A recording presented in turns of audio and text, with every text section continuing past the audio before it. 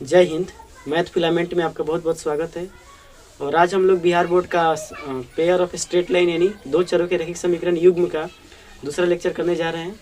पहले लेक्चर में मैंने आपको हर चीज़ बता दिया है, जैसे पेयर ऑफ स्ट्रेट लाइन क्या होता है, दो चरों का रैखिक समीकरण क्या होता है, उसका मानक रूप क्या होता है, युग्म का क्या मतलब होता है, उसके बाद से उसका ज्यामितीय रूप क्या होता है।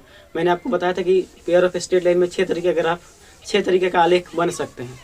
इसी कहानी को आगे बढ़ाते हुए आज के लेक्चर में हम लोग पढ़ेंगे उसी को थोड़ा सा और डिटेल में बढ़िया से, क्योंकि वहाँ पे हम लोग केवल थ्योरी लिखवा के छोड़ दिए थे। अब उस चीज़ को मैं पूरा आपको ग्राफिकली समझाऊंगा भी कि कैसे ग्राफ भी खींचते हैं। देखिए, हम लोग ग्राफ खींचना भी सीखेंगे और साथ साथ उसका मीनिंग भी समझते जाएंगे कि कौन ग्राफ कब कैसे होगा कैसे नहीं होगा। ठीक है, तो आपने सबसे पहला काम तो आप ये करें कि अगर आपने उस वाली वीडियो को नहीं देखा है तो सबसे पहले लिंक डिस्क्रिप्शन में है, पहले उसको जाके देख ले, ताकि ये वाले वीडियो समझने में आपको कोई दिक्कत और परेशानी ना हो। ठीक है, देखिए दोस्तों, हेडिंग है geometrical meaning of pair of straight line in two variables. दो चरों के रैखिक समीकरण युग्म का ज्यामितीय रूप। ज्यामितीय रूप करने का मतलब ये होता है कि ग्राफ में हम उसको कैसे ड्रॉ करेंगे। देखिए, इतना तो पता है कि जो general form of pair of straight line होता है, जो रैखिक समीकरण युग्म का जो मानक रूप होता है, A X plus B Y plus C बराबर 0 और A B C real number और A square plus B square is not equal to 0। ठीक है, अगर युग्म की बात करें तो कैसे बोलते थे, a1x plus b1y plus c1 बराबर 0 और a2x plus b2y plus c2 बराबर 0, a1 square plus b1 square is non zero और a2 square plus b2 square is non zero और a1 b1 c1 a2 b2 c2 सभी के सभी क्या होने चाहिए, रियल नंबर होने चाहिए। ठीक है, अब देखिए, सबसे पहले मैंने आपको यहाँ पे दो केस बताया था। पहले हम लोग फर्स्ट हम अभी पहले सिंगल लाइंस का पेयर मतलब ग्राफ खींचने बताते हैं आपको, है ना। सिंगल स्ट्रेट लाइन अगर होगा तो ग्राफ कैसे खींचेंगे। सबसे पहले जनरल फॉर्म की बात किया जाए तो देखिए, जनरल फॉर्म कैसे हो सकता है। अगर दो चरों के रैखिक समीकरण का जनरल फॉर्म की बात किया जाए तो क्या होता है बताइए, A X plus B Y plus C बराबर 0 और a1 a square plus B square non zero और साथ में आपको क्या बोलना पड़ेगा, ए बी सी ये सभी के सभी क्या होने चाहिए, रियल नंबर। ठीक है, तब मैंने आपको बताया था कि आपको यहाँ पे ध्यान देना है। किस पर ध्यान देना है, सी पर। सी पर आपको ध्यान देना है। सी मतलब सी एक्चुअली में है क्या, यहाँ पे सी को बोलते हैं अचर पद। सी को क्या बोलते हैं, अचर पद। अचर पद ही क्या है, सी। अगर इंग्लिश में बोलेंगे तो कांस्टेंट टर्म, इंग्लिश में इसको क्या बोलेंगे, कांस्टेंट टर्म। तो सबसे पहले आपको कांस्टेंट टर्म पे ध्यान देना होता है। अगर कांस्टेंट टर्म 0 हो गया और अगर कांस्टेंट टर्म 0 नहीं हुआ, देखिए दो ही तरीका का हो सकता है, या तो 0 हो या 0 नहीं हो। अगर 0 होता है तो यहाँ से हम लोग सीधे निकालते थे कि मूल बिंदु से जो आलेख होगा, आलेख यानी ग्राफ मूल बिंदु से गुजरेगा। मूल बिंदु से गुजरेगा, मूल बिंदु मतलब ओरिजिन से गुजरेगा। ठीक है, और अगर 0 नहीं होगा तो ये आलेख जो होगा, आलेख मूल बिंदु से नहीं गुजरेगा, है ना, नहीं गुजरेगा। देखिए, बारी बारी से हम केस को स्टडी करेंगे। सबसे पहले केस नंबर फर्स्ट, ये पहला केस है और ये सेकेंड केस है ना। बारी बारी से सीखेंगे हम लोग कि कैसे ग्राफ को ड्रॉ करेंगे। ग्राफ ड्रॉ करना भी सीखेंगे और साथ साथ ये भी देखेंगे कैसे मतलब कोई ग्राफ मूल बिंदु से गुजरेगा, कब नहीं गुजरेगा, कब क्या होगा, है ना। तो सबसे पहले इस कंडीशन को आपको याद रखना है कि अगर A X plus B Y plus C बराबर 0 है और A square plus B square not equal to 0 और A B C real number है। अचर पद पे हम लोग ध्यान देंगे। अगर अचर पद जो है अगर 0 है तो आलेख मूल बिंदु से गुजरेगा, अगर 0 नहीं है तो आलेख मूल बिंदु से होकर नहीं गुजरेगा। ठीक है, चलिए पहले आप इसका एक स्क्रीनशॉट ले लीजिए, फिर हम लोग आगे इसको सीखेंगे। तो देखिए दोस्तों, मैंने आपको अभी थोड़ी देर पहले बताया कि अगर A X plus B Y plus C बराबर 0 हो तो हमें हमेशा कांस्टेंट टर्म पर ध्यान देना होता है। कांस्टेंट टर्म बोले तो सी। अगर सी 0 है तो इसका मतलब हमें एक क्लियर हो जाता है कि वह ग्राफ डेफिनेटली मूल बिंदु से पास करेगा, यानी मूल बिंदु से होकर जाएगा। लेकिन अगर सी 0 नहीं है तो ग्राफ हम इतना तो कन्फर्म है कि वो मूल बिंदु से होकर गुजरेगा नहीं, यानी वो एक्स और वाई को काटते हुए जाएगा, है ना। दोनों बातों को हम बारीकी से चर्चा करेंगे। सबसे पहले मैं आपको केस नंबर फर्स्ट को बताता हूँ, उसके बाद केस नंबर सेकंड पे हम लोग फिर दोबारा उस पर चलेंगे, है ना। देखिए, सबसे पहले अगर केस नंबर फर्स्ट की बात किया जाए तो हमने जब माना कि जब अचर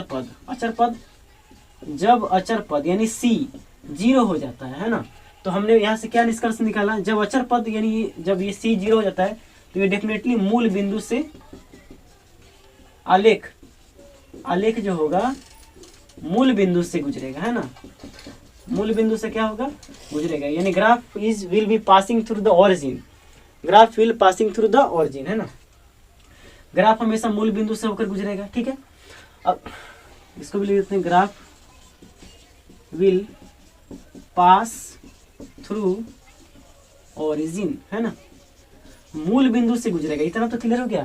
लेकिन अगर जब मूल बिंदु से होकर गुजरेगा तो इसका मतलब मूल बिंदु का कोऑर्डिनेट कितना होता है, ओरिजिन से उसको दिखाते हैं 0,0, यानी देखिए ये मान लेते हैं y एक्सिस है और ये x एक्सिस है और ये y डैश है और ये x डैश है, तो मूल बिंदु यही तो होता है 0,0, यानी ग्राफ को यहाँ से पास होना ही पड़ेगा। तो देखिए दो तरीका से ग्राफ पास कर सकता है, इसको भी देख लीजिए, या तो हो सकता है कि ग्राफ जो हो इस ऐसे जाए y x डैश और ये y डैश, देखिए ये ओरिजिन से पास किया। देखिए इस वाले ग्राफ को आप ध्यान से देखेंगे तो ये होता है प्रथम पाद यानी फर्स्ट क्वाड्रेंट, क्या होता है, फर्स्ट क्वाड्रेंट प्रथम पाद, ये सेकेंड क्वाड्रेंट और ये थर्ड क्वाड्रेंट यानी तृतीय पाद, है ना। अगर इस ग्राफ की अब एक और ग्राफ देखिए, दो ग्राफ पॉसिबल हो सकता है, पहला ये दूसरा ये, है ना, दूसरा में क्या होगा, ऐसे जाएगा, यानी ये y और ये x और ये x डैश और ये y डैश, तो ग्राफ देखिए ओरिजिन से तो पास किया है लेकिन सेकेंड और फोर्थ क्वाड्रेंट में गया है ना, सेकेंड और फोर्थ। देखिए अगर ग्राफ दो ही ग्राफ पॉसिबल हो सकता है, या तो ग्राफ नंबर 1 ये होगा या ग्राफ नंबर 2 ये होगा, है ना। ग्राफ नंबर 1 में क्या हुआ है कि लाइन जो है वो पहले पाद और तीसरे पाद से होकर गुजरी है।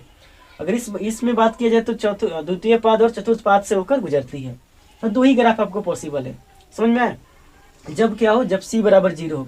लेकिन आप बोलेंगे कि हम नहीं मानेंगे, आप कैसे, तो देखिए एक ग्राफ से आपको मैं समझाने की कोशिश करता हूँ, एग्जाम्पल के थ्रू आपको बिल्कुल समझ में आ जाएगा, बिल्कुल घबराने की जरूरत नहीं है। देखिए ये तो कॉन्सेप्ट है ना, ये कॉन्सेप्ट समझना बेहद जरूरी होता है। अगर आपको कॉन्सेप्ट समझ में आ गया तो आप तो एग्जाम्पल लाखों आप बना सकते हैं। देखिए कैसे मैं बताता हूँ आपको, एक ले लेता हूँ मैं 2x + 3y = 0 लिया मैंने ग्राफ, ठीक है ना। देखिए यहाँ पे अगर मैं आपसे बोलूँ कि a की वैल्यू कितनी है तो आप बोलेंगे 2, क्योंकि x के पास वाला क्या होता है, a होता है, और y के पास वाला क्या होता है, b होता है। तो b कितना 3, लेकिन c कितना है 0। जैसे ही आपको दिखा कि अरे c तो 0 है, आप पक्का समझ गए कि दोनों में से कोई, इसी में से कोई एक ग्राफ होगा, या तो फर्स्ट और तृतीय पाद से होकर गुजरेगा या द्वितीय चतुर्थ पाद से होकर गुजरेगा और मूल बिंदु से जाएगा ही जाएगा। ठीक है, अब इसका ग्राफ खींचते हैं। देखिए सबसे पहले हम लोग क्या करते थे, x y और x, y ऐसे ही ना बॉक्स बनाते हैं ना, क्या करते हैं हम लोग, बॉक्स को बनाते हैं। ठीक है, बॉक्स बनाते हैं। आप अपने मन से x को देखिए, इतना तो पता चल गया कि मूल बिंदु से पास करेगा, तो एक तो कोऑर्डिनेट यहाँ 0 और 0 पक्का रखा हुआ है। देखिए 0 रखिए, देखिए 2 गुणे 0 + 3 गुणे 0 = 0, दोनों तरफ 0 = 0 आ गया। इसका मतलब ये दोनों, इस 0 और 0 इसका क्या होगा, एक हल होगा। और आप निकालते हैं, देखिए और देखते हैं 2x + 3y = 0, तो देखिए 2x उधर जाएगा तो 3y = -2x, तो y = -2x/3। अब इसमें आप x का मान रखते जाइए, जैसे आप x रखेंगे 0 तो y भी आ गया 0। आप कितना रखना चाहते हैं, 3 रखिए। देखिए एक और बात की आप ये ध्यान रखिएगा, थोड़ा सा आपकी मतलब कि कैलकुलेशन को आसान करने के लिए मैं आपको बता रहा हूँ, वैसे ये कोई ज़रूरी भी नहीं है। मैं आपको इतना कहता हूँ कि बट्टे में जो चीज़ होता है ना, उसी का गुणा, उसी ऐसा रखिए x का मान कि उससे कट जाए। जैसे मैं आपसे बोलूँ 3 रख दीजिए, 3 रखना बेहद आसान है। देखिए 3 रखेंगे तो x का मान जैसे ही आप 3 रखेंगे तो y = -2/3 गुणे 3, 3 से 3 कट गया, कितना है, y कैंसिल आ गया -2। यहाँ से कोऑर्डिनेट कितना आ गया, देखिए इसका नाम दे देते हैं हम a3, -2। एक और रख दीजिए, एक माइनस में रख देते हैं ना, तो देखिए माइनस में रखिएगा, वैसा ही रखिएगा जो क्या हो, कटे, तो -3 रख देते हैं। इससे आसान क्या मिलेगा, तो y = -2/3 × -3, क्या रखा है मैंने, x का मान -3, x का मान मैंने क्या रखा है दोस्तों, -3, तो 3 से 3 कैंसिल, माइनस माइनस कितना प्लस, तो यहाँ से कोऑर्डिनेट क्या मिल गया b का, -3, 2, -3, 2। अब ग्राफ को खींचते हैं। ठीक है, ये आपने लिख लिया होगा, मैं इसको मिटका रहा हूँ, है ना। पहले स्क्रीनशॉट लेना है तो ले लीजिए, मैं उसको मिटकाने जा रहा हूँ, उधर मैं ग्राफ बनाऊंगा। ठीक है, चलिए पहले लिख लीजिए आप लोग आराम से, है ना। ठीक है, पॉज करके लिख लीजिए या स्क्रीनशॉट ले लीजिए, फिर हम लोग आगे बढ़ते हैं। देखिए मैं इसे मिटका रहा हूँ, है ना।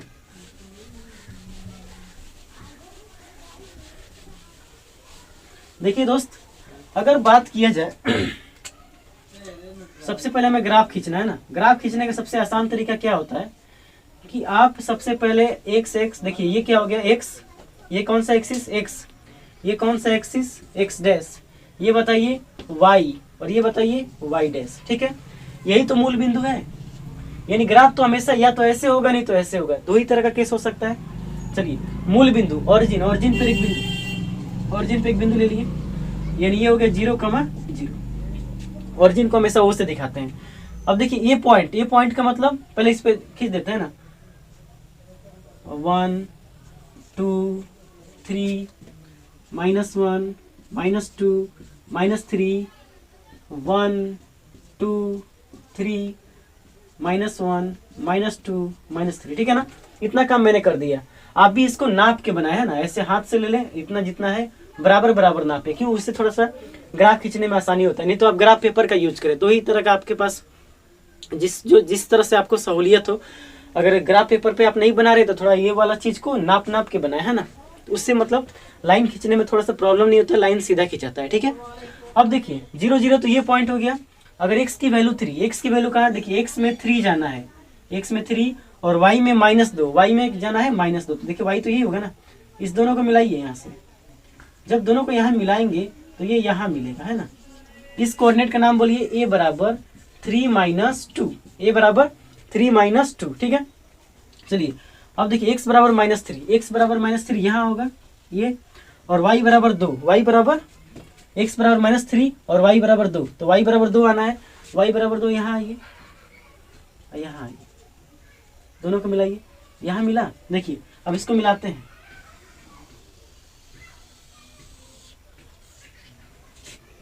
ये आपका ग्राफ बनके हो गया तैयार। इस ग्राफ का नाम जरूर लिखे, है ना। इस ग्राफ का नाम क्या है, ऐसे एरो दे के लिखिए। इस ग्राफ का नाम 2x + 3y = 0, 2x + 3y = 0। ये आपका ग्राफ बन के तैयार हो गया। ग्राफ आपको 5 नंबर का पूछा जाता है, तो ग्राफ बनाने का सबसे यही आसान तरीका है। सबसे पहले तो C 0 है, तो आपको इतना तो समझ में आएगा कि एक पॉइंट जो है 0,0 होगा। दूसरा पॉइंट आराम से यहाँ से y बराबर करके निकाल लेंगे, y बराबर -2x/3, x का मान 3 रखिए, y का मान आ जाएगा -2। ऐसे रख के आप ग्राफ खींच लेंगे। ठीक है, ये था पहला केस। देखिए इस केस में क्या हुआ है कि द्वितीय पाद और चतुर्थ पाद में ग्राफ होकर के चली गई है। अब एक ऐसा एग्जाम्पल मैं लेता हूँ जिसमें ग्राफ ऐसे बनेगा, है ना, तो उसको भी देख लेते हैं साथ साथ में। चलिए आप इसको उतार लिए होंगे, बढ़ते हैं आगे, है ना। स्क्रीनशॉट लीजिए, फिर आगे बढ़ते हैं।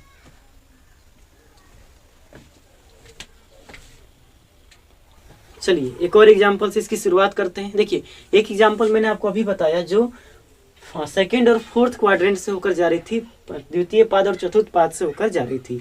अब मैं एक ऐसा केस लेता हूँ, एक ऐसा एग्जाम्पल लेता हूँ जिसमें आप ग्राफ भी खींचना सीखेंगे, साथ साथ ये भी देखेंगे कि जो मैंने कॉन्सेप्ट, जो मैंने थ्योरी आपको दी थी पहले, उसी थ्योरी पर सारी बातें क्या हो रही है, साबित हो रही हैं। उसके बाहर कोई चीज़ बाहर नहीं है। ठीक है, उसके अलावा कोई चीज़ बाहर नहीं है। ठीक है, चलिए देखते हैं। अगर मैं आपको बोलूँ कि आप एक ग्राफ खींचिए 2x - 3y = 0, है ना, तो सबसे पहले मैं एक बात पूछना चाहूंगा कि a बराबर बता दीजिए तो 2, b बताइए तो -3, c बताइए तो 0। जैसे ही आपने अचर पद को 0 देखा, आप बिल्कुल समझ गए कि यार ये ग्राफ तो हमेशा मूल बिंदु से पास करेगी, मूल बिंदु से होकर जाएगी। सबसे पहले यही चीज आपको सीखना है दोस्तों कि क्योंकि c 0 है तो ग्राफ हमेशा कहाँ से गुजरेगी, मूल बिंदु से होकर गुजरेगी। चलिए और भी खींचते हैं। तो इतना तो पता चला कि ग्राफ आलेख, यहाँ लिख भी ले, आलेख मूल बिंदु से जाएगा, मूल बिंदु से होकर गुजरेगा। लिख लेते हैं इस चीज को, होकर क्या करेगा, गुजरेगा। जब मूल बिंदु से होकर गुजरेगा तो इसका ग्राफ खींचना कितना आसान है। देखिए सबसे पहले काम कीजिए, 2x - 3y = 0, है ना। तो सबसे पहले आप इसको y बराबर में लिख लें, ये तो समीकरण 1 हो गया। तो 2x = 3y, है ना, यहाँ से देखिए 2x, x 2 को उधर भेजिए, 2 को उधर भेजिए, x बराबर 3y/2। अब बिंदु बना लेते हैं ना, क्या कर लेते हैं हम लोग, डब्बा बनाते हैं। डब्बा क्यों बनाना है, क्योंकि यहाँ पे पॉइंट लिखेंगे ना। सबसे पहले लिखते हैं x, फिर y, फिर x, y, है ना। चलिए देखिए, सबसे पहले तो ऑरिजिन 0 0, तो 0 0 तो हमेशा इसको सेटिस्फाई करेगा, है ना। 0 0 क्या करेगा, हमेशा इसको क्या करेगा, सेटिस्फाई करेगा। थोड़ा इसको और अच्छा से लिख देते हैं, देखें कैसे। देखिए दोस्तों, अगर यहाँ पे आप बात करें तो 3y बराबर आ गया 2x, तो हमें तो y का मान निकालना है ना, तो हमने थोड़ा सा मिस्टेक कर दिया था, लेकिन कोई बात नहीं, वो भी उससे भी वैल्यू आ जाता। तो y बराबर हो जाएगा 2x/3, है ना। ये 3 गुणा में इधर आएगा तो भाग में, ठीक है ना। तो 0,0, देखिए x अगर 0 रखेंगे तो y तो हम x 0 रखिए तो y क्या आ गया 0, वो तो आना ही है ना। चलिए अब किसका, अब हमने आपको बताया था थोड़ा सा, आपको एक मतलब एक ट्रिक बताया था, उस ट्रिक नहीं बोले इसको, स्टडी टिप्स मैंने आपको दिया था कि 3 का ऐसा x का मान रखिए जो 3 से कट जाए, तो 3 ही को क्यों नहीं रख दें, 3 रख देते हैं। जैसे ही आप 3 रखेंगे तो y बराबर हो जाएगा 2/3 गुणे 3, 3 से 3 कट गया, कितना आ गया 2, तो एक बिंदु आ गया आपको 3,2। एक -3 ले लेते हैं, तो y बराबर 2/3 -3 ले लिया मैंने, कितना ले लिया दोस्तों, -3। तो -3 लेंगे तो 3 से 3 कट जाएगा ना, तो -2, कितना आ गया 3, x का मान आपने रखा है -3, तो y का मान आ गया कितना, -2, y का मान कितना आ गया -2। तो यहाँ से एक आपको कोऑर्डिनेट मिला -3, -2, ठीक है। अब बस इसका ग्राफ खींच देंगे, हमारा कहानी खत्म, है ना। देखिए ग्राफ खींचते हैं, ग्राफ खींचना कितना आसान है, देख लीजिए। सबसे पहला काम x एक्सिस और y एक्सिस खींच लें, x एक्सिस और y एक्सिस खींच लें, ठीक है ना। देख लीजिए, तो यहाँ देखिए, यहाँ पे क्या होगा y, तो यहाँ क्या होगा y डैश, ये x और x डैश। देखिए बिंदु लेते हैं 0, यहाँ 0, 1 2 3, यहाँ लीजिए -1 -2 -3, यहाँ लीजिए 1 2 3, यहाँ लीजिए -1 -2 -3, ठीक है। पहला बिंदु 0,0, ये तो यही होगा, ये तो यही तो O है, 0,0, ठीक है। 3 और 2, x में 3 जाइए और y में 2 जाइए, तो यही तो मिलेगा। x में 3 गए और y में 2 गए, यहाँ मिल गया, इसका नाम है A, 3,2, ठीक है ना। चलिए वहाँ बताइए, x में जाइए -3, तो x में जाते हैं -3, ये देखिए -3 गए, और y में -2 जाइए, यहाँ गए, यहाँ मिला ये ना, ये हो गया b बराबर -3 -2। बस इसको मिला देना है, मिलाइए, देखिए आपका ग्राफ बन के तैयार है। इसका नाम लिख दें आप लोग, क्या नाम है इसका, तो इसका नाम लिखें, इसका नाम है 2x - 3y बराबर 0। ये आपका ग्राफ बन के हो गया तैयार। बोलिए इसमें आपको क्या समझ में नहीं आ रहा है, इतना आसान चीज़, इससे आसान तो कुछ हो ही नहीं सकता है। तो ऐसे ही दोस्तों ग्राफ इसको ड्रॉ किया जाता है। तो अब मुझे नहीं लगता है कि आपको ऐसे क्वेश्चन में कोई प्रॉब्लम होगा। कुछ सवाल मैं आपको दे देता हूँ, आप उसको बनाइएगा घर पे, है ना, कोशिश कीजिएगा। बाकी हम लोग मैं इसके आगे पढ़ाता हूँ, है ना। सबसे पहले मैं आपको कुछ होमवर्क, मतलब कि होमवर्क टाइप का दे दे रहा हूँ, देखिए, ताकि आप उसको प्रैक्टिस करें और आप खुद से ही बनाएं कि आप बना पाते हैं कि नहीं, ठीक है ना। स्क्रीनशॉट लीजिए पहले, उसके बाद आगे बढ़ते हैं। देखिए दोस्तों, अब मैं आपको कुछ होमवर्क टाइप का दे दे रहा हूँ, जो आप घर पे ट्राई कीजिएगा और खुद से बनाइएगा। और जितना मैंने आपको बताया है ये उसी के अंदर ही बनेगा, है ना। जितना मैंने आपको पढ़ाया, अगर आपको नहीं समझ में आया है तो उसको थोड़ा पीछे कर करके एक बार दोबारा देखिएगा, आपको बिल्कुल समझ में आ जाएगा, क्योंकि इससे आसान तरीके से नहीं समझाया जा सकता है, ठीक है ना। देखिए कुछ सवाल मैं लिख देता हूँ, 5 ही लिख रहा हूँ, आप लोग बनाइए खुद से। y - 2x बराबर 0, दूसरा लिखिए 2x - 2y - x बराबर 0, तीसरा लिखिए x + 3y बराबर 0, चौथा लिखिए y + x/2 बराबर 0, और पांचवा लिख लीजिए 2x + 9y बराबर 0, है ना। ये 5 सवाल उम्मीद करता हूँ कि आप बिल्कुल बना देंगे। यदि आप बना लेते हैं और बिल्कुल मैंने जो आपको कॉन्सेप्ट दिया है, अगर आप उसकी मदद से बना लेते हैं, तो बिल्कुल आप कमेंट करके बताइएगा कि मैंने आपके दिए हुए 5 होमवर्कों को पूरा कर लिया है, ठीक है ना। बिल्कुल देखिए, कमेंट जरूर करें, क्योंकि कमेंट करने से आपके कमेंट करने से हमको मोटिवेशन मिलता है, और इसी तरह आगे वीडियो बनाने की मोटिवेशन मिलते रहता है, ठीक है ना। तो पहले तो आप इसको स्क्रीनशॉट ले लीजिए, फिर हम लोग अब आपको कुछ एक अलग तरह का चीज़ सिखाते हैं, ठीक है ना। देखिए अभी मैंने आपको थोड़ी देर पहले बताया, क्योंकि अलग अलग था तो ग्राफ खींचना कितना आसान था। अब मैं दो चीज़ों को पेयर वाइज में बताता हूँ, है ना, कंबाइन करके, जैसे सवाल एग्जाम में पूछा जाता है, तो उन चीज़ों को सीखते हैं, ठीक है ना। पहले आप इसको उतारिए। चलिए देखिए, अब मैं आपको समझाने की कोशिश करता हूँ कि अगर देखिए, ध्यान से देखिए, एक सवाल मैं आपको दे दे रहा हूँ, यहाँ देखिए, x + 2y = 0 और y - 2x = 0। कह रहे हैं कि दो आलेख खींचे, आलेख खींचे। तो देखिए, जब भी दो समीकरण दिया रहेगा तो आपको दोनों का ग्राफ खींचना पड़ेगा, और जो भी आप ग्राफ खींचेंगे ना, वो जो ग्राफ होगा, जो आप ग्राफ खींचेंगे वो एक ही कोऑर्डिनेट प्लेन में होगा। मत कहने का मतलब है कि एक्स एक्सिस और वाई एक्सिस, इसी में आपको दोनों को खींचना है। ये नहीं कि इसके लिए अलग और उसके लिए अलग बना रहे हैं, नहीं दोस्तों, उसको एक ही में मिला के आपको खींचना पड़ता है। देखिए, ये इसी को तो, यही तो दो चीज़ हो गया ना। और मैंने आपको बताया था कि मैथ में दो चीज़ों को युग्म कहा जाता है ना। ये बताइए तो क्या ये दोनों रैखिक समीकरण है कि नहीं? दोनों तो रैखिक समीकरण है, लेकिन दो गो है तो रैखिक समीकरण का युग्म हो गया, है ना। तो आपसे कैसे क्वेश्चन पूछेगा, बोलेगा कि रैखिक समीकरण युग्म x + 2y = 0 और y - 2x = 0 का आलेख खींचे, ये ग्राफ खींचे। Draw the graph of pair of linear equation x + 2y और y - 2x, है ना। चलिए ग्राफ खींचते हैं। ग्राफ खींचना कोई बहुत बड़ी बात नहीं। सबसे पहले वाले को देखते हैं ना। पहले इसका प्लेटफॉर्म बनाते हैं। देखिए, x + 2y = 0 पहले समीकरण के लिए ना, समीकरण नंबर 1। सबसे पहला काम आप क्या करें कि y को अकेले कीजिए और x को उधर भेजिए, तो कितना हो गया, 2y = -x। अच्छा, एक और बात बताइए, अगर हम इसमें a की बात करें तो इसमें a भी है, b भी है, a भी है, b भी है, लेकिन इसमें देखिए a इसमें a है और b ये है ना। लेकिन c दोनों में है क्या? दोनों में c 0 नहीं है। तो इतना तो हम समझ गए हैं कि ये दोनों ग्राफ मूल बिंदु से होकर गुजरेगा। क्यों गुजरेगा बताइए? क्योंकि दोनों में c नहीं है। c मतलब क्या होता है? जिसमें ना तो x होता है ना तो y होता है ना। जिसमें x होता है उसे a बोलते हैं, जिसमें y होता है उसे b बोलते हैं, ठीक है ना। तो जिसमें a है, x है, तो इसमें a होगा और b वाला y होगा, है ना। और जो बिना x और बिना y का होगा उसे बोलते हैं c, ठीक है। चलिए, तो यहाँ से बताइए y बराबर -x/2, ठीक है ना। y बराबर कितना हो गया? -x/2। बनाते हैं डब्बा बनाते हैं इसका, है ना। डब्बा बनाते हैं पहले। देखिए x, y और x, y, ठीक है ना। चलिए, अगर आप देखिए, इतना तो पता चला कि c 0 है, तो एक तो 0 0 इसमें आप हमेशा रख दें, है ना। क्यों? क्योंकि ये मूल बिंदु से जाना ही जाना है।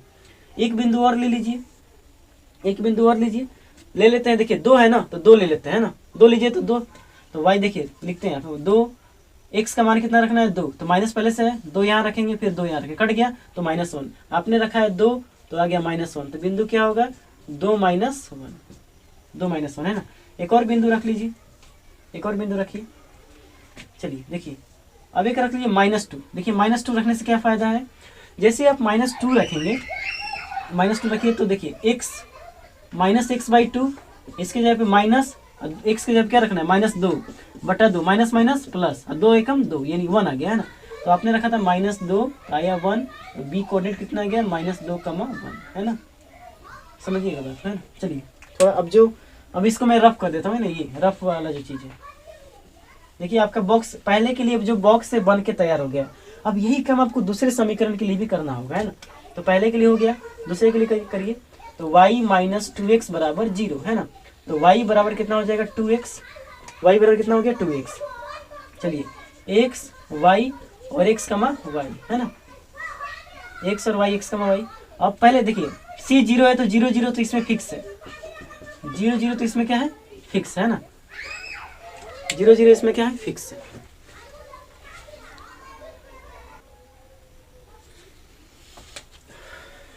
देखिए दोस्तों, अब उसके बाद से 0, 0 तो ये तो फिक्स है, तो ये तो ऐसे ही रख देंगे। अब देखिए यहाँ पर आपको 1 रखिए, 1, तो 1 रखेंगे तो देखिए y बराबर 2, x की जगह पर रखिए 1, तो 2 एकम 2, यानी कितना आ गया? 1, 2, ठीक है। चलिए, आप कुछ और रखना चाहते हैं, -1 रख दीजिए, आसान थोड़ा रहेगा ना। -1 रखिए ना, तो -1, अब यहाँ पे -1 है ना, -1 रख देंगे तो 2 एकम 2, लेकिन माइनस के साथ, तो कोऑर्डिनेट कितना आ गया? -1, 2, ठीक है। देखिए आपका बॉक्स दोनों के लिए बन के क्या हो गया? तैयार। अब आपको बस कुछ नहीं करना है, ग्राफ को ड्रॉ कर देना है, ठीक है ना। तो मैंने आपको अभी थोड़ी देर पहले कि दोनों के लिए आप अलग अलग ग्राफ नहीं बनाइए, बल्कि दोनों को एक ही में बनाइए, ठीक है ना। दोनों को क्या करना पड़ेगा आपको दोस्तों? एक ही में बनाना पड़ेगा, जब ऐसा सवाल आपको दिया रहेगा। तो देखिए बनाते हैं। ग्राफ बनाना बहुत ही आसान है, पता नहीं आप लोग क्यों नहीं बना पाते हैं, कैसे क्या आपको दिक्कत हो जाता है। देखिए ये y हो गया, ये y डैश हो गया, ये x हो गया और ये x डैश हो गया। ठीक है दोस्तों, चलिए ये ऑरिजिन तो ये होगा। अब देखिए हम जो भी इसमें बिंदुएं हैं 1 और 2, बस 2 वही तक गया, तो इतना तक हम देखिए ये 1 हो गया और 2 हो गया, 3 तक खींच लेते हैं ना, सब में 3 तक खींच लेते हैं, 1 2 3। वैसे 3 की जरूरत नहीं है लेकिन खींच देते हैं, कोई दिक्कत नहीं है। -1 -2 -3, ये बताइए -1 -2 और -3। ठीक है ना। पहला वाला ये समीकरण 2 था और ये समीकरण 1 था। पहले एक समीकरण का काम कर देते हैं, उसके बाद दूसरे समीकरण पे आएंगे ना। तो समीकरण 2 का डब्बा देखिए तो x, y बराबर 0, 0, यानी एक बिंदु तो यहाँ से जाएगा 0, 0 से। ठीक है ना। दूसरा बिंदु देखिए 2, -1, x में जाना है आपको 2, x में जाइए 2, x में जाइए 2 और y में जाइए -1। देखिए यहाँ पे -1, तो -1 जाइए, देखिए ये आप ये हो गया a बराबर 2, -1। ठीक है। चलिए अब b, x में जाइए -2, x में जाइए -2 और y में जाइए 1, x में -2 और y में 1, x में -2 और y में 1, यानी यहाँ होगा, ये हो गया b हो गया -2, 1। पहले इस लाइन को बना लीजिए ना, उसके बाद ही दूसरे वाले लाइन पे जाइएगा, है ना। ऐसा नहीं कि इसको छोड़ के चले जाए, तब तो मिक्स हो जाएगा ना। पहला लाइन आपका बन के तैयार होगा, इसका नाम भी लिख ले। नाम क्या था बताइए, पहला समीकरण x प्लस 2y बराबर 0, है ना। पहला समीकरण जो था उसको लिख लीजिए। ठीक है। अब दूसरे वाले पहला का काम हो गया है ना, पहला का काम क्या हो गया। अब दूसरे पे आइए, गलत नहीं है, मतलब पहला हो गया है ना। अब दूसरे पे आते हैं। दूसरा देखिए, दूसरा 0, 0, एक तो ये बिंदु मिल गया यहीं पे। दूसरा बिंदु करा 1, 2, यानी x में 1 जाइए, x में 1 और y में 2, x में 1 और y में 2, यही बिंदु होगा, x में 1 और y में 2। इसका नाम कुछ और रख देता है ना, ABC नहीं PQ रख देते हैं, कंफ्यूजन नहीं होगा। PQ, ये बिंदु कितना हो गया P1, 2। चलिए अब देखिए Q -1, x में -1 और y में -2, x में -1 और y में -2, तो यहाँ मिलेगा x में -1 और y में -2, तो ये हो गया Q। अब बस इसको मिला देना है आपको, मिला देंगे आपका ग्राफ बन के हो गया तैयार। एक चीज आपने ऑब्जर्व किया होगा कि यार ये दोनों ग्राफ ना जो है, ये जो दोनों ग्राफ है, ये एक बिंदु पर अपने आप को क्या कर रहा है, काट रहा है। देखिए एक बिंदु पर काट रहा है कि नहीं, ये दोनों ग्राफ एक दूसरे को एक बिंदु पे काट रहा है। तो देखिए जिस बिंदु पे काटता है, यानी दोनों ग्राफ जिस बिंदु पर काटता है, बोलते हैं कि इस दोनों रैखिक समीकरण का हल होगा। यानी हल क्या होगा, अगर हम बात करें इस रैखिक समीकरण का जो हल होगा, जो सोल्यूशन होगा, वो क्या होगा 0, 0। यानी इन दोनों समीकरणों को अगर आप सॉल्व करेंगे तो आपको एक हल मिलेगा, एक सॉल्यूशन मिलेगा। वो कितना होगा 0, 0। ये कैसे पता चलता है, तो ज्योमेट्रिकली आप ध्यान रखिएगा कि जहाँ पे दोनों ग्राफ एक दूसरे को कट करते हैं, दोनों ग्राफ एक दूसरे को काटता है, वही समीकरण का क्या होता है, हल होता है। इन्हें हम बोले कि x + 2y बराबर 0, y - 2x बराबर 0, रैखिक समीकरण युग्म का हल बताएं तो क्या होगा 0, 0। बहुत ही आसान तरीके से और बहुत ही आसान भाषा में मैंने आपको समझाने की बहुत अच्छी तरीके से कोशिश की है। उम्मीद करता हूं कि आपको ये बिल्कुल समझ में आया होगा। देखिए एक तो ये तरीका, इस पे क्वेश्चन बन सकता था, और भी किस टाइप के क्वेश्चन बन सकते हैं, मैं सभी आपको कराता हूँ, क्योंकि आपको एग्जाम में कोई कंफ्यूजन ना हो कि ऐसा ग्राफ होगा तो कैसे खींचेंगे, वैसा ग्राफ होगा तो कैसे खींचेंगे। पहले तो आप इसका स्क्रीनशॉट लें, यहाँ नाम लिख दीजिए, इसका भी नाम लिख दीजिए, इसका भी नाम लिख दीजिए, y - 2x बराबर 0, है ना। ठीक है दोस्तों, बोलिए कोई दिक्कत तो नहीं है ना। तो सबसे पहले आपको क्या करना है, इसको पहले अच्छा से अपने कॉपी में उतारिए, मोबाइल में तो स्क्रीनशॉट लीजिए और आगे बढ़िए। ठीक है। अब एक और क्वेश्चन मैं इसी टाइप से कराता हूँ। इसमें हमने क्या देखा कि दोनों ग्राफ एक दूसरे को क्या कर रहा है, कट कर रहा है। जब दो ग्राफ एक दूसरे को कट करते हैं तो उस दोनों आलेख को बोलते हैं दोनों रेखा को बोलते हैं प्रतिच्छेदी रेखा। कैसी रेखा बोलते हैं, प्रतिच्छेदी रेखा, है ना। इंटरसेक्टिंग लाइन्स, कैसी लाइन्स बोलते हैं, इंटरसेक्टिंग लाइन्स। ठीक है। यानी जब दो रेखा एक दूसरे को काटती है तो दोनों रेखाएं क्या हो जाती है, इंटरसेक्टिंग लाइन्स। ठीक है। इतना तो समझ में आया। क्या क्या समझे यहाँ पे सबसे पहले आपने समझा कि दो अगर रेखाएं एक दूसरे को काटती हैं तो वहाँ पे एक हल होता है, जहाँ काटती है वही बिंदु क्या हो जाता है, हल। यानी इसका हल क्या होगा 0, 0। अगर दो रेखाएं एक दूसरे को काटती हैं, एक बार काटती हैं, तो वह रेखाएं कैसी हो जाती है, प्रतिच्छेदी रेखा। ठीक है। इतना बात आप धीरे धीरे समझते रहिए, धीरे धीरे मैं आपका लेवल बढ़ा रहा हूँ, धीरे धीरे। और लास्ट में जब आप पूरा पढ़ लेंगे तो आप देखेंगे कि आपका लेवल कितना बिल्डअप हो गया है ना। बस आप मेरे साथ बने रहिए, वीडियो को कंटिन्यू देखिए। देखिए मैथ से डरना तो बिल्कुल नहीं है, मैथ इतना आसान कोई सब्जेक्ट नहीं होता है, बशर्ते आपको अपना कॉन्फिडेंस बना के रखना है, आपको धैर्य बना के रखना है, पैसेंस रखना है। डर जाएंगे तब तो भाग जाएंगे, है ना। डरना नहीं है दोस्तों, ठीक है ना। पहले इसको उतारिए, स्क्रीनशॉट लें, मैं हट जाता हूँ अच्छी तरीके से, उसके बाद हम लोग आगे देखते हैं। एक सवाल और देखते हैं दोस्तों। देखिए यहाँ पे मैं आपको चाहता हूँ कि मैं हर टाइप का क्वेश्चन आपको बता दूँ। देखिए दो ही तरीके का सवाल बन सकता है। या तो आपको ग्राफ एक समीकरण देके पूछा जा सकता है, या ग्राफ आपको 2 समीकरण देके भी पूछा जा सकता है।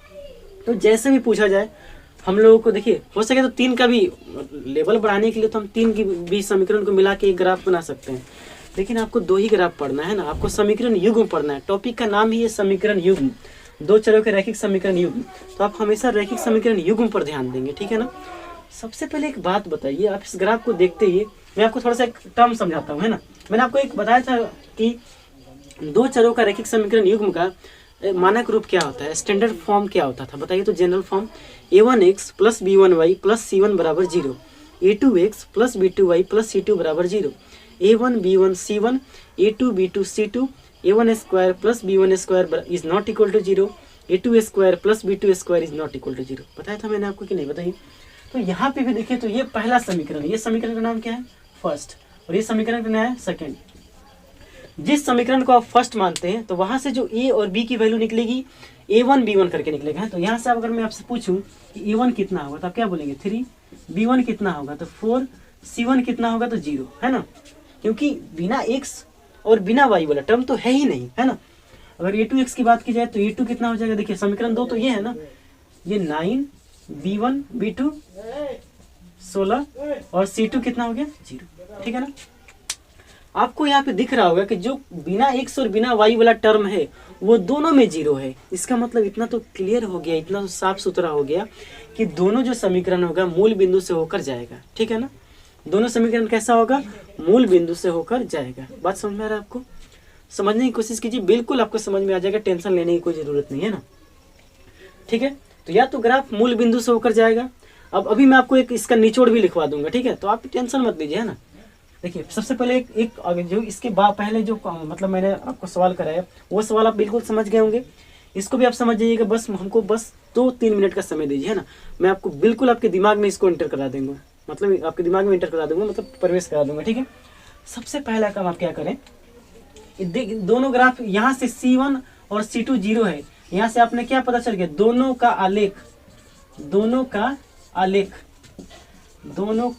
आलेख कहाँ से गुजरेगा बताइए, मूल बिंदु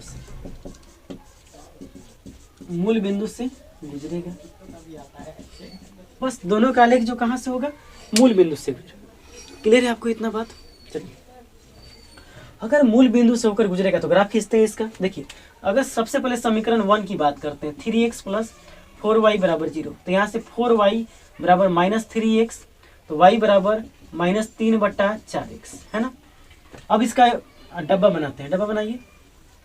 देखिए x y और x, y, ठीक है ना। चलिए x बराबर रखते हैं 0, चूंकि ये मूल बिंदु से गुजरेगा तो एक कोऑर्डिनेट 0 0 तो अपना रखा हुआ है, इसमें कोई टेंशन लेने की जरूरत नहीं है। दूसरा बिंदु को देखते हैं, एक बिंदु ले लीजिए 4 लेते हैं। जैसे आप 4 लेंगे तो यहाँ पे 4, देखिए y बराबर -3/4 × 4, क्योंकि x की जगह पे रखना क्या है 4 ने 4 को क्या कर दिया, काट दिया, तो यहाँ से हो गया -3, तो आपको कोऑर्डिनेट मिल गया ये 4 और -3, ठीक है। एक बिंदु आपको ये मिला। अगले बिंदु पे आते हैं, देखिए एक बराबर मैंने 4 रखा, 4 से कटने वाला ही रखें, आप 2 भी रख सकते, 8 भी रख सकते हैं, आप चाहे तो 2 भी रख सकते हैं, मैं मना नहीं कर रहा हूँ कि आप नहीं रखें, लेकिन वहाँ से आपको दशमलव में जाना पड़ेगा, तो थोड़ी सी आपको दिक्कत तो हो सकती है, लेकिन ग्राफ पेपर रहेगा तो दिक्कत भी नहीं होगा, है ना। तो वो भी आपको मैं सिखा दूंगा जब मैं आपको पूरा अल्टीमेट सिखा दूंगा, क्योंकि जब हम लोग किसी चीज़ को सीखते हैं तो पहले जटिल चीज़ों पे नहीं जाते हैं, आसान भाषा में पहले सीखते जाते हैं, फिर हम उसको जितना टफ करना चाहते हैं तो करते हैं। तो पहला मेरा काम यही रहता है, मेरा पढ़ाने का तरीका यही है कि मैं सबसे पहले उसको आसान बनाता हूँ। जब आसानी से आप आसान वाला चीज़ समझ जाएंगे तो फिर धीरे धीरे मैं उसको टफ करते जाऊँगा, है ना। तो आप बिल्कुल टेंशन लेने की ज़रूरत नहीं है आपको, है ना। मैथ की जिम्मेदारी मेरी है, मैं आपको बिल्कुल 95+ हर मैथ्स में जरूर आपको मतलब कि आएगा आपका, है ना। बशर्ते आप मेरी वीडियो को कंप्लीट देखते हैं, मैं जितना बता रहा हूँ उतना आप करते हैं तो आपको कोई दिक्कत नहीं होगा, ठीक है ना। चलिए y बराबर -3/4 इंटू, अब रखेंगे -4, देखिए एक रखिए -4, -4 रखिए, -4, तो -4 रखेंगे तो -4 माइनस माइनस कट गया, 4 से 4 कट गया, कितना है 3, आ गया 3। तो कोऑर्डिनेट आपको क्या आया, b बराबर -4,3। थोड़ा सा और अच्छे से लिख देते हैं, देखिए b बराबर -4,3, यही आपका कोऑर्डिनेट आया, ठीक है ना। डब्बा बना रहे हैं ना, डब्बा पहले बना लेंगे, उसके बाद अपना कहानी हो जाएगा ना। चलिए इसको तो मिटा देते हैं, कोई काम का नहीं है। अब देखिए ये पहले समीकरण की बात थी, अब दूसरे समीकरण का डब्बा बनाते हैं ना। दूसरे समीकरण की बात किया जाए तो दूसरा समीकरण आपके 9x प्लस 16y बराबर 0, 9x प्लस 16y बराबर 0। देखिए तो 16y बराबर -9x, 16y बराबर -9x, तो y बराबर कितना हो गया -9x और 16 और बटा x। अब यहाँ पे आपको थोड़ा बहुत दिक्कत का सामना करना पड़ेगा। तो देखिए मैंने आपको बताया था ना कि मैं आपको दशमलव वाला भी समझाऊंगा, तो समझाता हूँ मैं आपको। अगर एक बिंदु की बात किया जाए,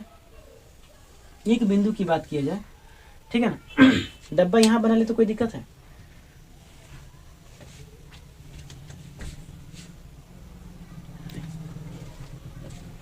देखिए चूंकि यहाँ बनाते हैं डब्बा को, क्योंकि यहाँ पे थोड़ा सा हम लोगों को ग्राफ भी तो बनाना है, जगह की कमी हो जाएगी, है ना। मैं चाहता हूँ कि आपको एक ही बार में ये चीज़ समझ में आ जाए। देखिए डब्बा बनाते हैं, यहाँ पे सबसे पहले छोटा सा डब्बा बनाते हैं, ठीक है। एक बार मैं देख लेता हूँ कि आ रहा है कि नहीं वहाँ पे।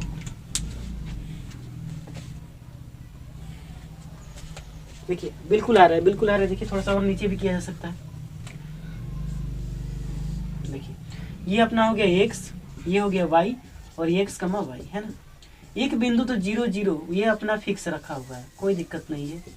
एक बिंदु रखते हैं। देखिए अब यहाँ पे दिक्कत है, आप बोलेंगे 16 रखिए, तो देखिए तो 16 रखने की तो रख ही सकते हैं, कोई दिक्कत नहीं है, लेकिन मेरे पास जगह की कमी है, तो मैं यहाँ पे रख रहा हूँ। देखिए -16 यहाँ पे रख रहा हूँ मैं 8, तो 8 दूना 16, -9/2, जरा 2 से इसे भाग दीजिए, तो 9 का आधा क्या होता है 4.5, यानी -4.5।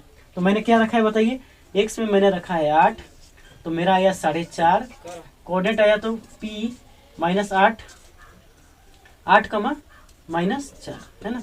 चलिए एक और ये अपना बिंदु आ गया, एक और रख दीजिए, -8 रख देते हैं ना, दूसरा आसान रख देते हैं -8, तो -9/16, यहाँ से रखेंगे -8, माइनस माइनस कट गया, 8 दूना 16, यहाँ से आ जाएगा। देखिए अगर आपने -8 रखा है तो आ गया 4.5 है ना, प्लस में, तो आ गया यहाँ से -8, नाम इसका लिख देते हैं क्यूब, -8 और 4.5। आपको बिल्कुल यहाँ दिख रहा होगा एकदम आसान भाषा में, कोई दिक्कत नहीं है ना। चलिए अब मैं ये रफ में मैंने इसको किया था, तो इसको मैं मिटा देता हूँ, है ना। अब जो चीज़ हमें चाहिए उस चीज़ पर आते हैं। देखिए दोस्तों, समझते हैं। देखिए दोस्तों, सबसे पहले एक बात मैं आपसे पूछूं कि ग्राफ हम लोग खींचेंगे पहले समीकरण का, है ना। तो देखिए तो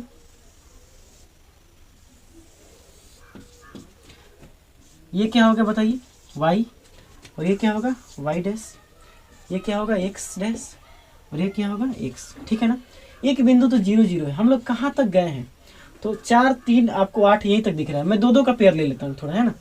देखिए ये हो गया 2, ये 4, ये 6, ये 8, 2 4 6 और 8, 2 -2 -4 -6 -8। आप बोलेंगे 2 2 का क्यों ले रहे, एक क्यों नहीं ले रहे, क्योंकि यहाँ पे 2 2 का यूनिट लेंगे तो थोड़ा सा आसान होगा, और ग्राफ कम ही मतलब लाइन में क्या होगा अट जाएगा, नहीं तो जगह नहीं है ना, इसीलिए आप चाहें तो लिख सकते हैं, कोई दिक्कत नहीं है। डरने की बिल्कुल घबराने की कोई जरूरत नहीं। पहला बिंदु देखिए, पहला समीकरण का बॉक्स ये है ना, और दूसरे समीकरण का बॉक्स क्या है, ये है ना। तो पहले समीकरण का बॉक्स देखिए 0,0, एक बिंदु तो 0,0 फिक्स है दोनों के लिए, है ना। 0,0 फिक्स है। अब देखिए 4 और -3, x में जाना है 4, x में जाइए 4 और y में -3, तो देखिए -3 4 तो चले गए, लेकिन -3 क्या होगा, 2 और 4 क्या होते हैं ना, बीच में ना होगा, तो यहाँ मिल गया -3, इसको मिला दीजिए। बिंदु का नाम बोलिए a, 4 और -3। दूसरा करें -4 और 3, तो x में जाइए -4 और y में 3, यही कहीं होगा, इसके बीच में होगा, तो -4 और 3 यहाँ आ गया, मिला दीजिए, -4 और 3, ये अपना क्या हो गया b। बस इसको मिला दें हम, है ना। मिलाना। ये आपका पहला ग्राफ बन गया, इसका नाम बोलिए 3x + 4y बराबर 0। पहला ग्राफ आपका तैयार हो गया ना। दूसरा ग्राफ खींचते हैं, x बराबर 0 0, तो ये तो एक बिंदु यही होगा, है ना। दूसरा बिंदु है 8 और 4.5। देखिएगा आप थोड़ा सा, तो आप लोग दिमाग लगाइएगा हल्का फुल्का, है ना। 8 और 4.5, पहले 8 को देखिए तो 8 यहाँ है, x में 8 यहाँ है, x में 8 यहाँ है ना। अब y में 4.5, तो y में 4.5 देखिए, y में 4 से 5, ये 5 होगा, 4 और 6 के बीच में 5 होगा, और 4 और 5 के बीच में होता है 4.5। कितना होता है? 4.5। तो अब इसको मिला दीजिए आराम से। देखिए घबराने की कोई जरूरत नहीं है ना, ठीक है, घबराने की कोई जरूरत नहीं है। यहाँ से कितना हो जाएगा? 4.5 और उल्टा कर दिए नहीं, ओहो एक मिनट कर थोड़ी सी मिस्टेक हो गई दोस्तों, थोड़ी सी मिस्टेक हो गई, टेंशन नहीं ले, बन जाएगा ना। x में जाना है 8 और y में -4.5 जाना है। तो दोस्तों 4 और 6 के बीच 5 होगा, -5, इसके आधा क्या होगा? 4.5। ये क्या होगा? -4.5। तो यहाँ ना जाना है,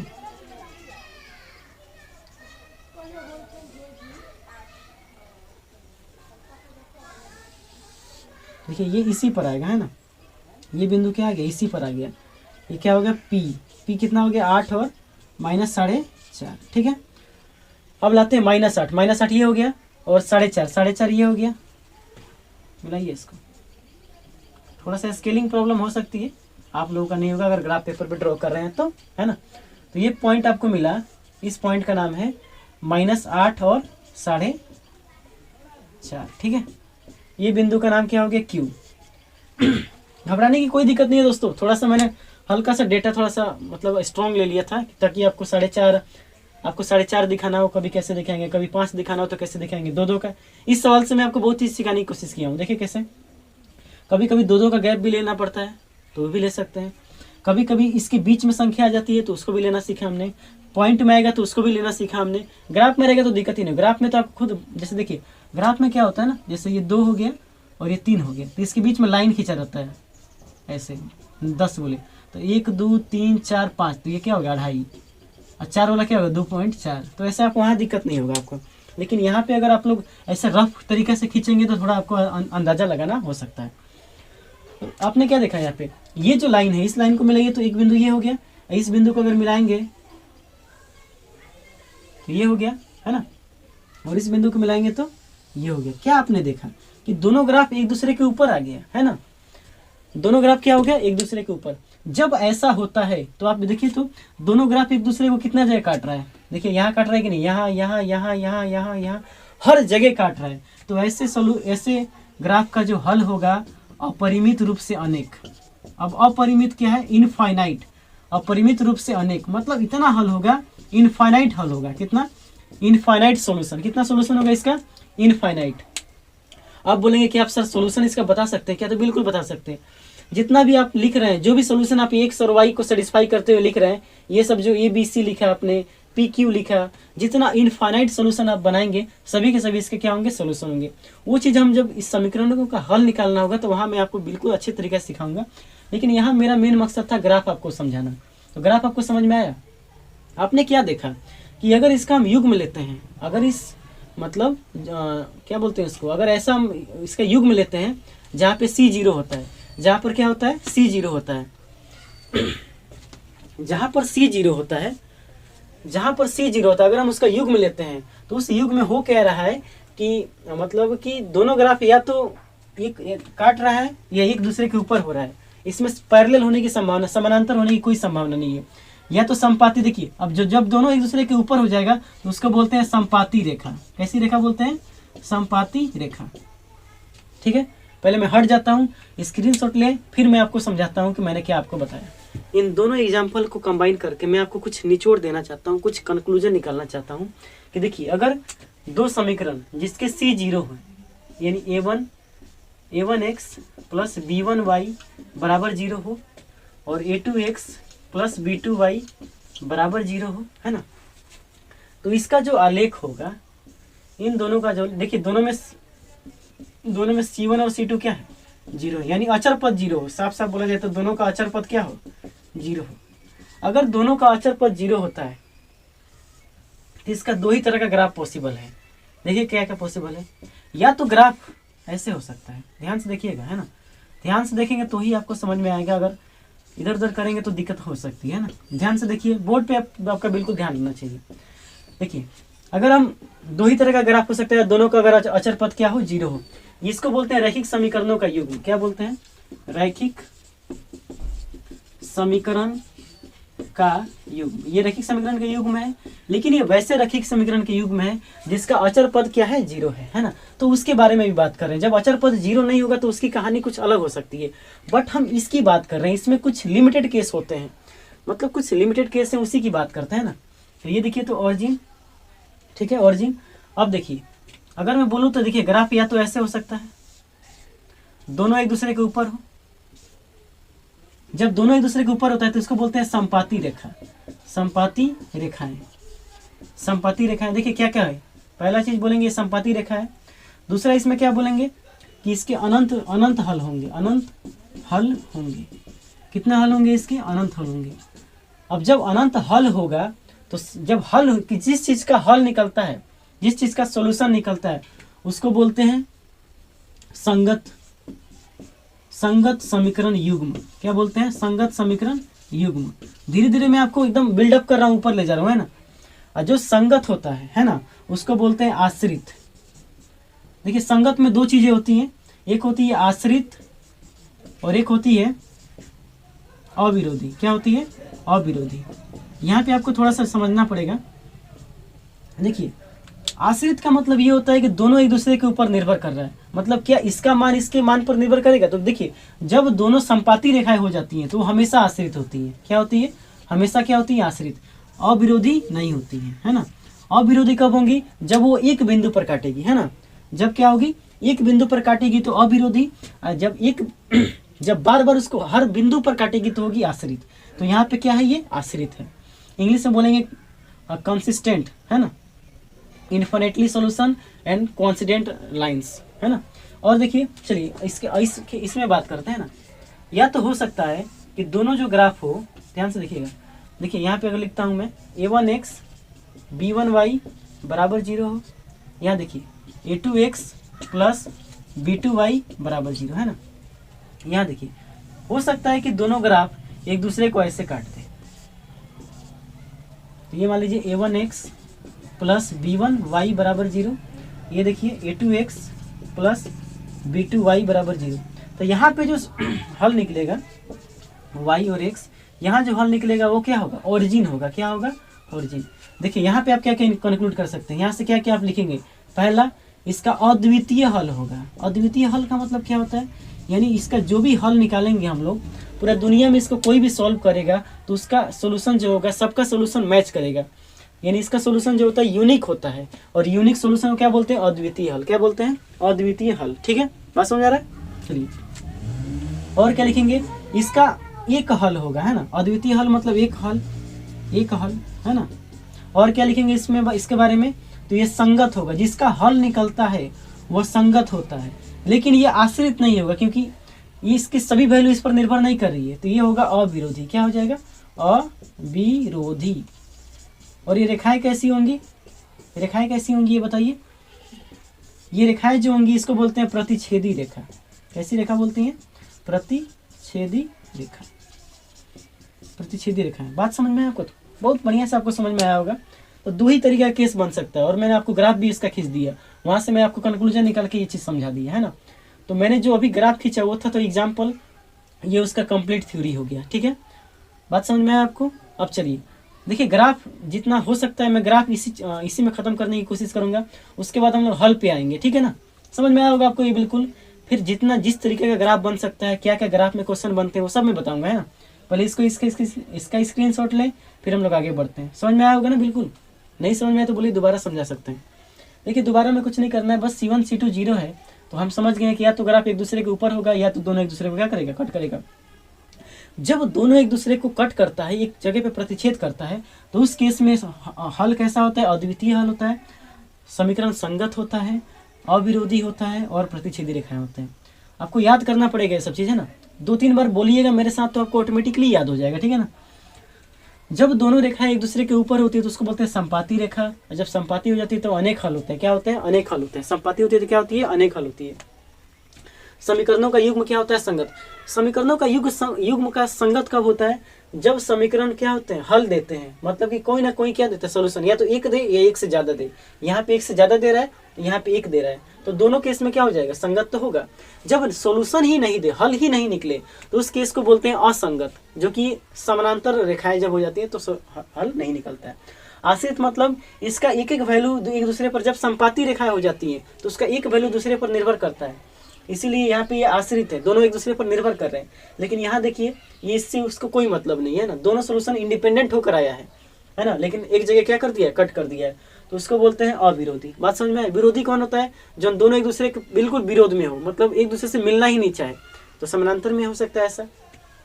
बात उस पर भी आएंगे हम लोग, उसका टेंशन आप ना ले। ये आपको समझ में आ गया कि नहीं बताइए पहले? जब C0 हो तो उसकी कहानी क्या क्या है वो तो समझ में आ गया ना? इतना समझ में आ गया तो बहुत अच्छी बात है।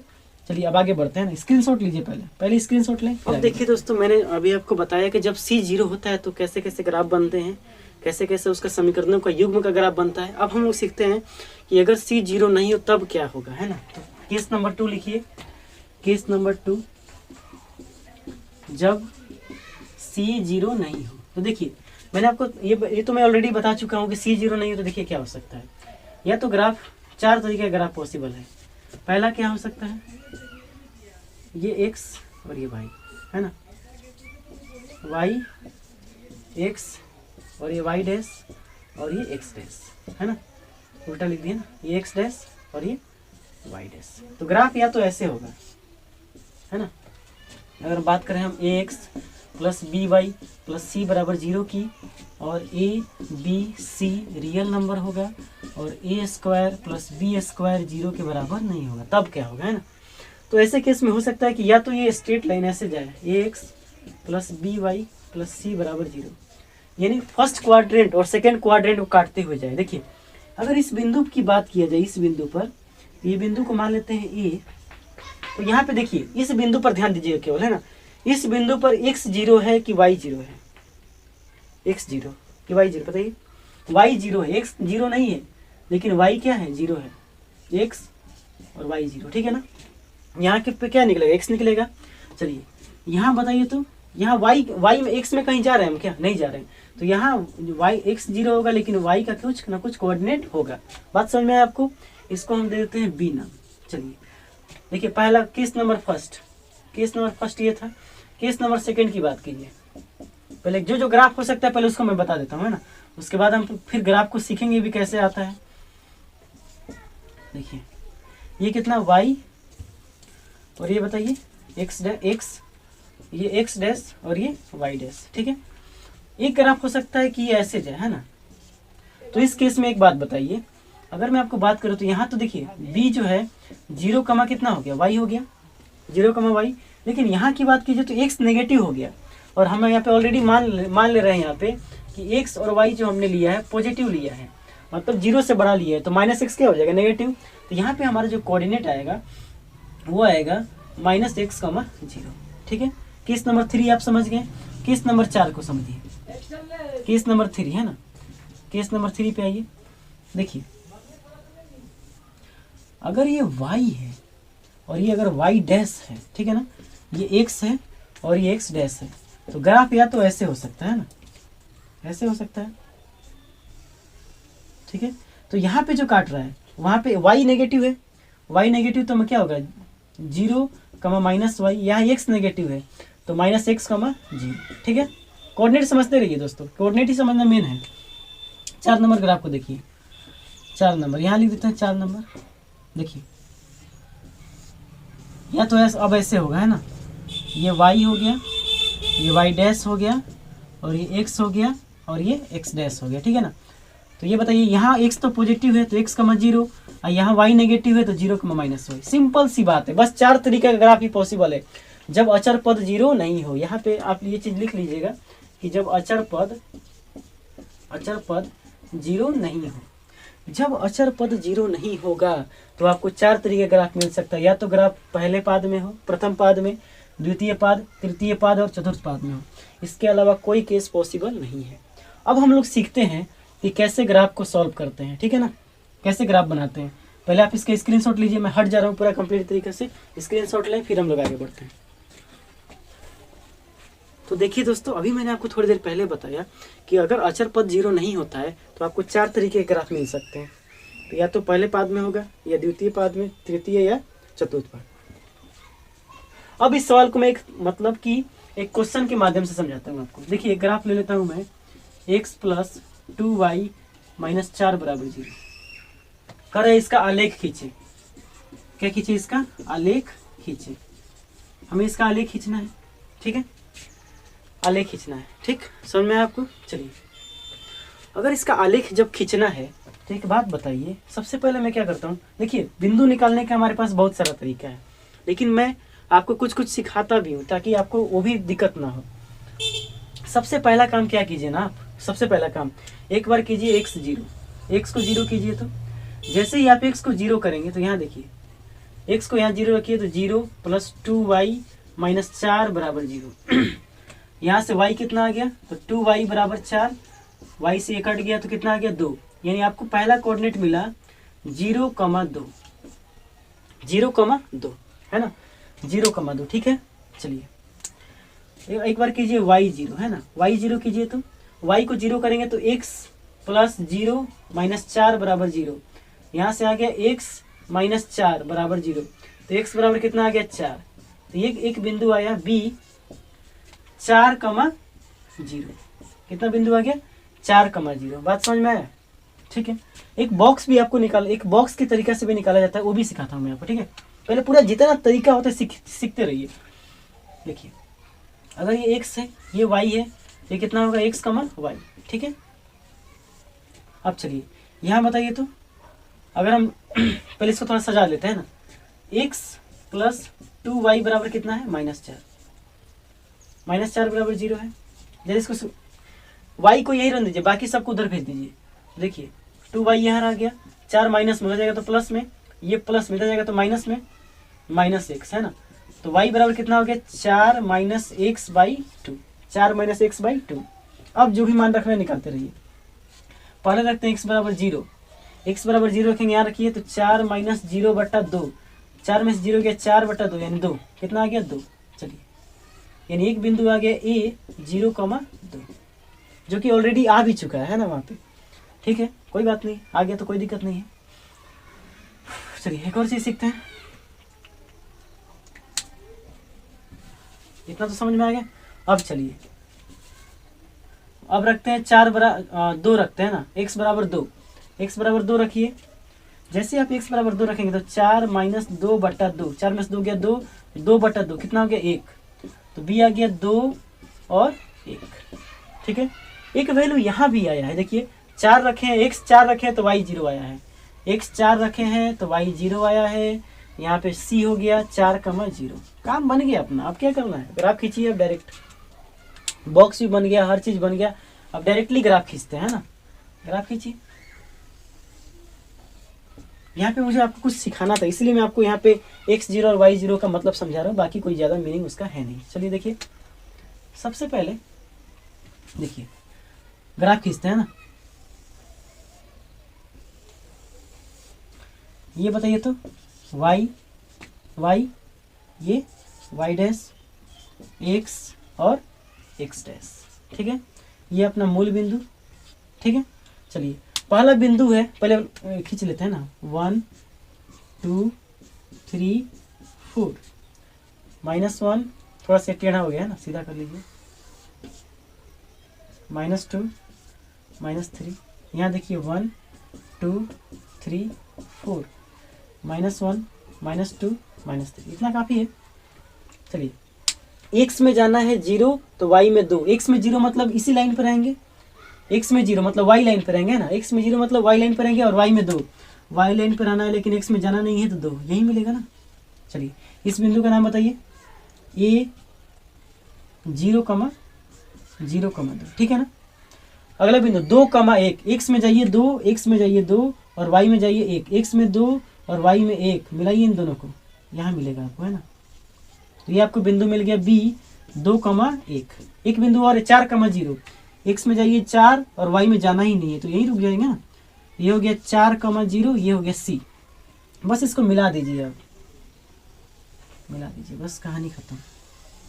मिल गया, आपका ग्राफ बनके हो गया तैयार। ग्राफ का नाम लिख दीजिए x + 2y - 4 = 0। घर में जब आप बैठे हैं, जहाँ पे भी आप पढ़ रहे हैं, तो वहाँ पे बोल बोल के पढ़ा कीजिए, ठीक है ना।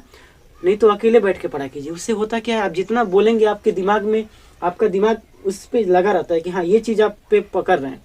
और चुपचाप पढ़ेंगे तो सो जाएंगे ठीक है ना। कभी कोई सो जाएंगे, कभी उठ के देखें अरे तो वीडियो चल रहा है ठीक है ना। तो वैसे नहीं करना है, बोल बोल के पढ़िए। हम जो बोल रहे हैं आप भी बोलिए, हम जो लिख रहे हैं वो अभी आप भी लिखिए, उतना ही आप जल्दी समझेंगे, ठीक है। अब कुछ बातें मैं आपको यहाँ समझाना चाहता हूँ। समझाना मैं ये चाहता हूँ कि अगर आपसे पूछ देता कि इस देखिए इसमें क्या क्या सवाल बन सकता है वो समझाता हूँ। बोलेगा कि ये जो रेखा है जो आपने x + 2y - 4 को बनाया है, उस रेखा से और x एक्सिस, ये x एक्सिस अपना ये है, ये देखिए यही क्या है, x अक्ष, ये क्या है, y अक्ष है ना। देखिए x अक्ष, y अक्ष, और इस लाइन के वजह से एक एरिया, एक चीज बन गया है, बंद हो गया। देखिए तो ये बंद हो गया है। ये जो चित्र बंद हुआ है इसको, ये बना है त्रिभुज। क्या बना है, त्रिभुज। यहाँ पे जो ये बना है इसका नाम है त्रिभुज। यहाँ लिखते हैं सबसे अच्छा त्रिभुज। इस त्रिभुज का नाम है कुछ ये 0 है तो AOB। आपसे कभी कभी पूछ देता है कि AOB का क्षेत्रफल बताइए, है ना। क्या पूछा है आपसे, सपोज मान लीजिए आपसे पूछ दिया कि AOB का क्षेत्रफल बताइए, तब कैसे बनाएंगे। तो देखिए जो त्रिभुज का क्षेत्रफल होता है, त्रिभुज का क्षेत्रफल होता है 1/2 आधार गुणे ऊंचाई। क्या होता है, आधार गुणे ऊंचाई, यानी b गुणे h, 1/2 b गुणे h। तो सबसे पहले आपको आधार, तो आधार आपको मिल गया। ये दूरी बताइए तो कितना है। तो देखिए हमेशा मूल बिंदु से दूरी को मापते हैं। यहाँ से जाएंगे, यहाँ पे रुक जाएंगे तो 4 तक में गए ना। तो ये 1/2 आधार मिला आपको 4, है ना। फिर ऊंचाई मतलब त्रिभुज कितना ऊंचा है। तो देखिए तो ऊंचा तो यही है ना, इससे ऊंचा तो नहीं है आप कुछ कोई भी चीज। ये ऊंचा थोड़ी, इससे भी ऊंचा भी और है। तो ये हो गया ऊंचाई कितना हो गया 2 ने 2 को काट दिया। यहाँ से आप जो आंसर लिखेंगे सेंटीमीटर, मीटर, किलोमीटर, क्या लिखेंगे, नहीं वो सब नहीं लिखेंगे, आप लिखेंगे यूनिट। लेकिन ये अगर ये क्षेत्रफल है तो यूनिट स्क्वायर। समझ में आया आपको। तो ऐसे सवाल भी आपसे बन सकते थे जो कि मैंने आपको समझा दिया। और देखिए ये जो ग्राफ मैंने आपको यहाँ पे बताया है, ये ग्राफ केवल प्रथम पाद में है। किस पाद में है, प्रथम पाद में है। बात समझ में आया कि नहीं, बोलिए समझ में आया ना। चलिए आगे बढ़ते हैं, स्क्रीनशॉट ले फिर आगे बढ़ते हैं। मैं बिल्कुल हट जाता हूँ, आप अच्छे से इसको उतार लें। ठीक है दोस्तों, अब देखिए मैंने आपको एक एग्जाम्पल बताया और उसका ग्राफ भी खींचना बताया। और उसके बाद से मैंने आपको ये भी बताया कि अगर ग्राफ में आपको अगर त्रिभुज का क्षेत्रफल दे दिए या कुछ और चीज़ दे दिया तो आप कैसे उसको ड्रॉ करेंगे, ठीक है ना। बहुत अच्छी चीज़ मैं आपको यहाँ पे बताने वाला हूँ, आप बिल्कुल टेंशन भी ना लें, है ना। चलिए सबसे पहला सवाल आप देखिए, अगर आपसे कभी पूछ दे कि x - 2y - 4 = 0 का आलेख खींचिए, सपोज ऐसे पूछ दिया आपसे, तो आप क्या करेंगे, है ना। कुछ करना और ना नहीं है, जो कर रहे थे वही करेंगे, है ना ठीक है। चलिए अगर सबसे पहले काम x = 0, जैसे ही आप x = 0 करते हैं तो देखिए यहाँ क्या हो जाएगा, -2y, x तो 0 गायब हो गया, -4 = 0, है ना। तो -2y = 4, है ना। माइनस से इधर आएगा तो प्लस में, y बराबर कितना हो गया, 2 दूना 4, माइनस को इधर भेज दीजिए तो -2।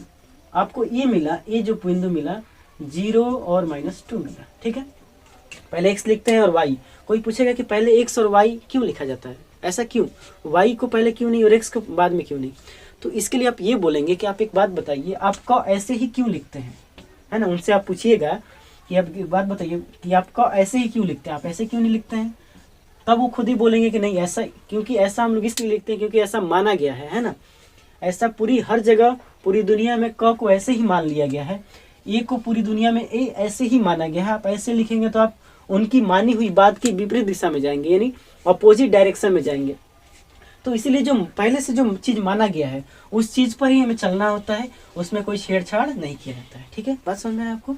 चलिए अगर y 0 हो जाए, क्या हो जाए, y 0, y अगर 0 हो जाए तो y 0 करिए तो x, y 0 तो 0, -4, 0 में से घटे तो 0 ही हो जाएगा, x - 4 = 0 तो x बराबर कितना आ गया 4। तो यहाँ से आपको b जो पॉइंट मिला, b पॉइंट 4,0।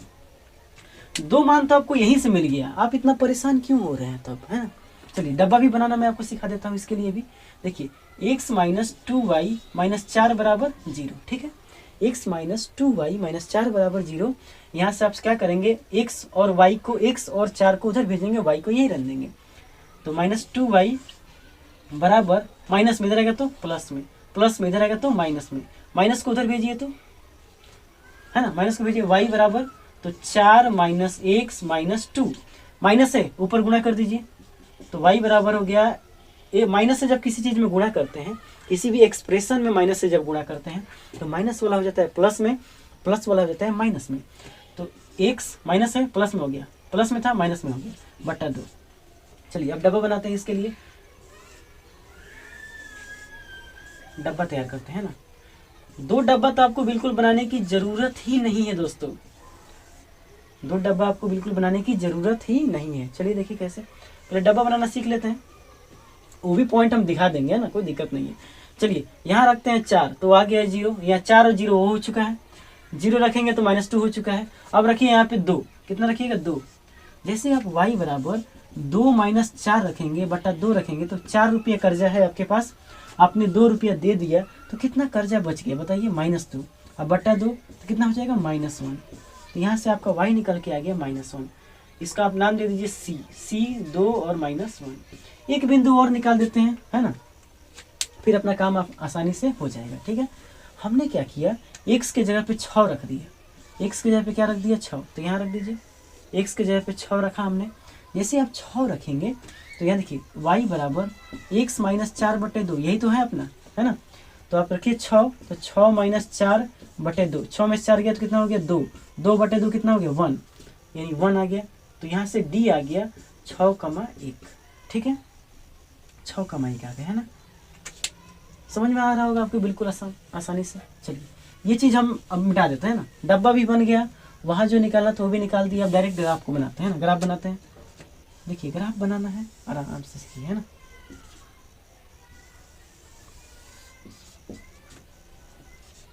ठीक है, ये y तो ये y डैश, ये x तो ये x, ये x डैश। हमें x 6 तक, देखिए x हमें 6 तक ज़्यादा से ज़्यादा जाना है, तो जाते हैं, कोई दिक्कत नहीं है।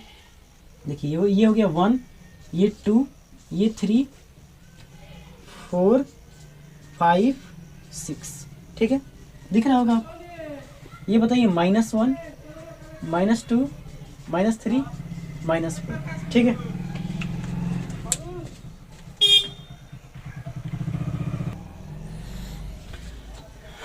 देखिए दोस्तों, यहाँ देखिए -4, -5, जरूरत पड़ेगा तो उसको भी खींच देंगे। 1, 2, 3, 4, -1, -2, -3, -4, ठीक है ना। पहले चाहिए, पहले यहाँ से देखिए, अगर x 0 है तो y -2 है, x 0 उस ये वाले पॉइंट को ड्रॉ करते हैं, x 0 तो x में 0 और y में -2, तो यही होगा ना, ये अपना पॉइंट हो गया 0, -2। x में 4 तो y में 0, x में 4 और y में 0, तो y में जाना ही नहीं है, तो y में जाना नहीं है तो यही हो गया, ये हो गया 4, 0।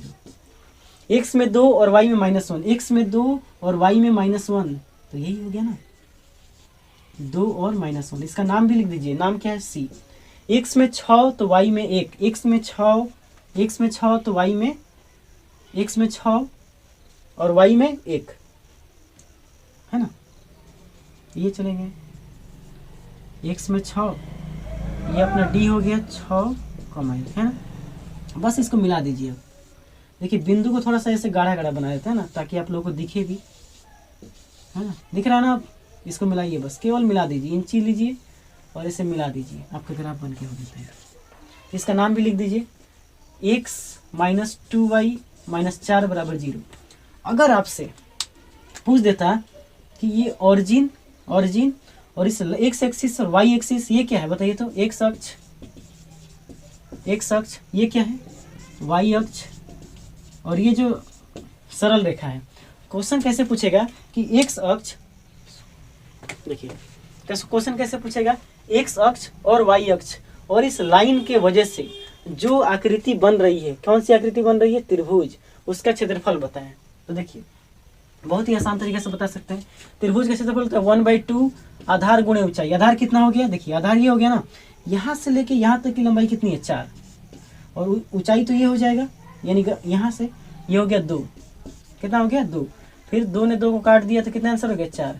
तो त्रिभुज का अगर क्षेत्रफल आपसे पूछ दिया जाता तो आप कितना बोलते, 4 यूनिट स्क्वायर, 4 यूनिट स्क्वायर। ठीक है, बात समझ में आया आपको। तो ये था पूरा आप लोग का आज का क्लास। देखिए सबसे पहले तो आप इसका स्क्रीन शॉट ले, मैं बिल्कुल हट जाता हूँ आपके सामने से। आपने स्क्रीनशॉट ले लिया होगा। अब देखिए क्या करना है आपको। सबसे पहले मैंने जितना आपको आज पढ़ाया है उस ग्राफ को आप खुद से प्रैक्टिस करें, है ना। प्रैक्टिस करने के बाद ठीक है, ये पूरे चीज़ को आप खुद से बनाएं। देखिए ग्राफ यहाँ पे मैं हर टाइप के बता दे रहा हूँ, लेकिन उतना बताने की कोई ज़रूरत थी नहीं, ठीक है ना। तो ये था आज का class, pair of straight line यानी 2 चरों के रैखिक समीकरण युग्म का NCERT का अध्याय नंबर 3 पार्ट नंबर 3। उम्मीद करता हूँ कि ये लेक्चर आपको बहुत अच्छा लगा होगा और काफ़ी डेप्थ में मैं हर चीज़ बता रहा हूँ, ऐसे कुछ नहीं बता के जा रहा हूँ, है ना। आपको बिल्कुल एकदम अच्छी तरीके से एक एक चीज़ को समझा रहा हूँ। मिलेंगे अगले वीडियो में इसी के अगले क्लास के साथ, तब तक के लिए जय हिंद। वीडियो को शेयर करिए, लाइक कीजिए प्लीज़। ओके।